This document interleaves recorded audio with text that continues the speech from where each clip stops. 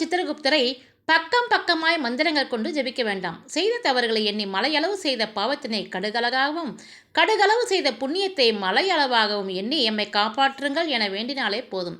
இவருக்கு பானகம் பிடித்த நைவேத்தியம். இந்த நாளில் எண்ணெய் தேய்த்து குளித்தலும் நல்லது. இதுவரை செய்த பாவங்களை இன்றோடு தலைமுழுகி விடுகிறேன் என்று இதற்கு பொருள். இந்த நாளில் நீர் தானம், பேனா, பென்சில், நோட்டு புத்தகம் தானம் செய்வது சிறந்தது. காஞ்சிபுரத்தில் இருக்கும் சித்திரகுப்தன் ஆலயம் மிகவும் பிரசித்தி பெற்றது.